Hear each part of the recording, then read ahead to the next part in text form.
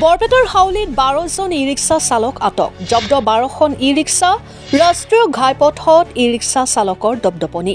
Traffic আইন উলংঘা কৰি বিপদত ই-ৰিক্সা চালক। বৰপেটা জিলা পৰিবহণ বিভাগে ই-ৰিক্সা চালকৰ বিৰুদ্ধে কঠোৰ অভিযান চলায়। আইন অমান্য কৰা 11গৰাকী ই-ৰিক্সা চালকক আটক কৰাৰ লগতে জব্দ 12খন ই-ৰিক্সা BNSSৰ 163 ধাৰা অনুসৰি বৰপেটা জিলাত ৰাষ্ট্ৰীয় ঘাইপথ আৰু ৰাজ্যিক ঘাইপথত ই-ৰিক্সা সম্পূৰ্ণ ৰূপত চলাচল নিষিদ্ধ কৰিছিল বৰপেটা জিলা প্ৰশাসনে। জিলা প্ৰশাসনৰ নিৰ্দেশ অমান্য কৰা ই-ৰিক্সা চালকৰ বিৰুদ্ধে এনেদৰে ব্যৱস্থা গ্ৰহণ কৰিছে বৰপেটা জিলা পৰিবহণ বিভাগে। ব্যুৰো ৰিপোৰ্ট, বৰপেটা খবৰ। চাওক, মই ইতিমধ্যে কৈছোঁহে যে কেন্দ্ৰীয় চৰকাৰ আৰু ৰাজ্য চৰকাৰৰ ক্লিয়াৰ কাট গাইডলাইনছ আছে ই ৰিক্সাৰ ওপৰত। তো কথা হ'ল কি যে ই ৰিক্সাসমূহ ৰাষ্ট্ৰীয় ঘাইপথ অৰ্থাৎ নেশ্যনেল হাইৱে আৰু ৰাজ্যিক ঘাইপথ অৰ্থাৎ ষ্টেট হাইৱে চলিব নোৱাৰে।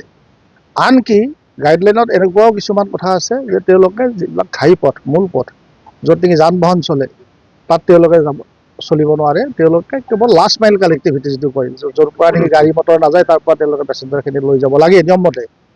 কিন্তু তাৰ পৰিৱৰ্তে এতিয়া তেওঁলোকে ৰাষ্ট্ৰীয় ঘাইপথ আৰু ৰাজ্যিক ঘাইপথত ইমান বেছি আপোনালোকে দেখিছে ইমান চলাচল কৰে। বাৰম্বাৰ তেওঁলোকক আমি হেৰি কৰিছোঁ, মিটিং পাতি কৰিছোঁ, ৰিকুৱেষ্ট কৰিছোঁ, তেওঁলোকৰ গাড়ী ধৰি আমি চিজ কৰিছোঁ, ফাইন কৰিছোঁ। তাৰপিছতো তেওঁলোকে মানে আমাৰ আইনটো মানে ভংগ কৰি আছে বাৰে বাৰে।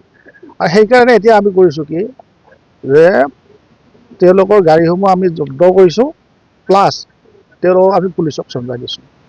য'ত নেকি BNSSৰ 163 ধাৰা এটা ইম্প'জ হৈ আছে ইয়াতে। গতিকে সেইমতে পুলিচে কাম কৰিব নিশ্চয়। এই ইছ্যুটো কিন্তু বিধানসভা পৰ্যন্ত আছে।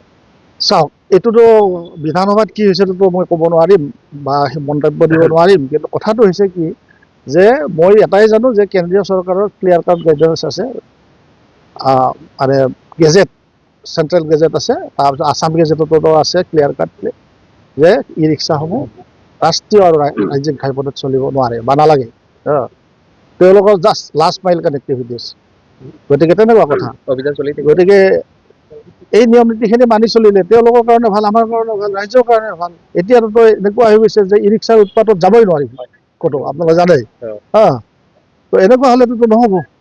সেইকাৰণে এতিয়া আমি আজি কৰিছোঁ কি যে ই ৰিক্সা জব্দ কৰাৰ লগতে ই ৰিক্সাৰ চালকখিনিক আমি ইয়াত পুলিচক চমজাই দিছোঁ। পুলিচে BNSSৰ 163 ধাৰা মতে যিটো হয় সেইমতে কৰিব। আজি 12, কালি হয়তো 20 হ'ব পাৰে। আজি 12, কালি 20, পৰহি 30 হৈ থাকিব। যিমানে তেওঁলোকে ভংগ কৰিব সিমানে আমি কাম কৰি যাম, মানে একশ্যন ল'ম। ঠিক আছে। Thank U.